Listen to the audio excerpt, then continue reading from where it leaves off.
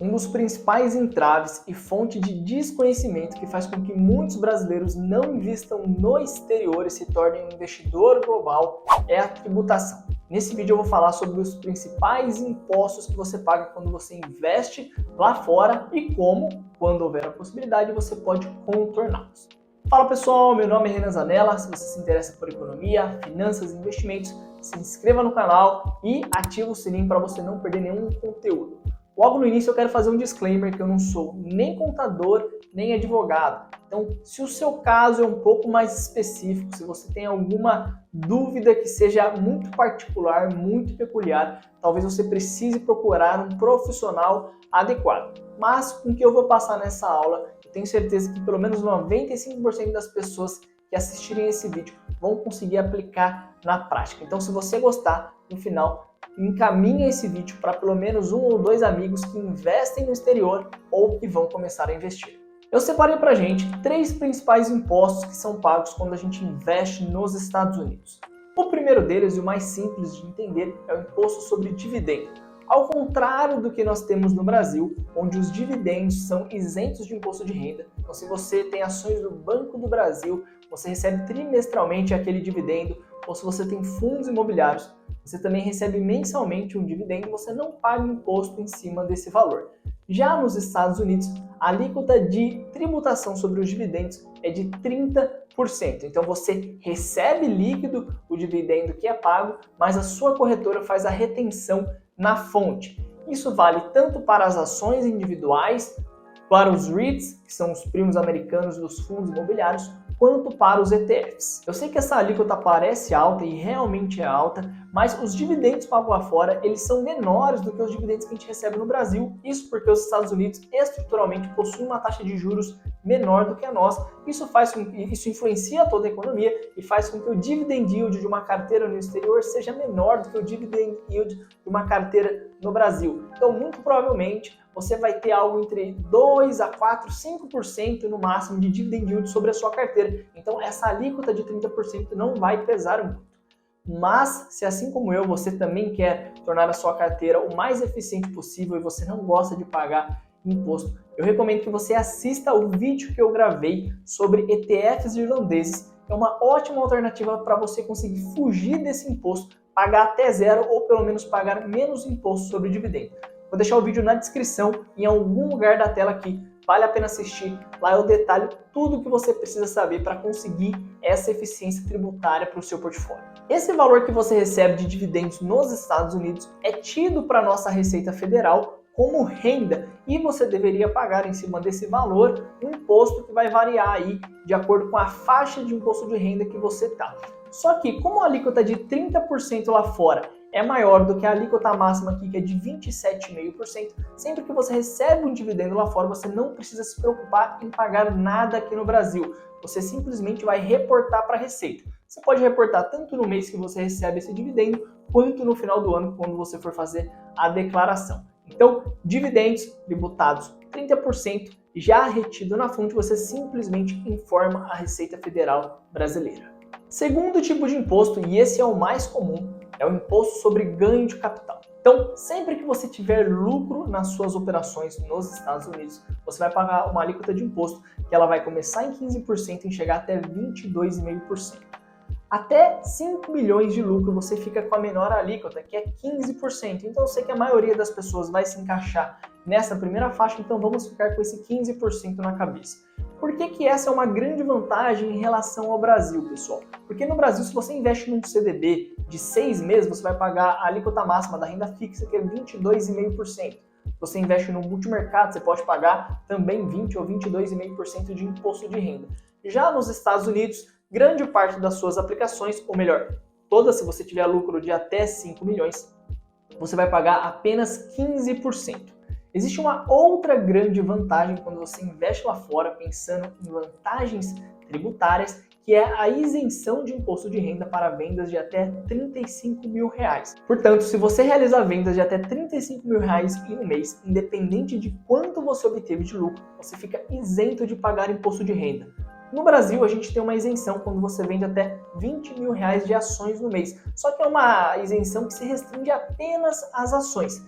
Já no exterior, essa isenção ela compreende todos os ativos, desde ações, REITs e até ETFs. Então, no Brasil, se você tiver R$100 de lucro em um ETF, você precisa pagar imposto de renda. Nos Estados Unidos, se você tiver lucro com um ETF, você vender até R$35.000 de imposto de renda, você não paga imposto algum. Existe um ponto aqui que você precisa prestar muita atenção e entender porque ele é super relevante.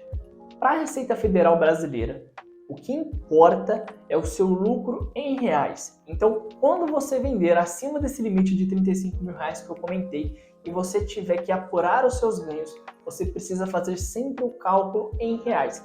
Isso significa que você pode comprar um ativo americano, ele pode permanecer de lado ou talvez até cair, só que se o dólar se valorizar frente ao real e você obtiver um lucro quando a gente faz a conversão para real e você vende mais do que R$35.000 naquele mês, você precisa apurar e pagar o seu imposto de renda.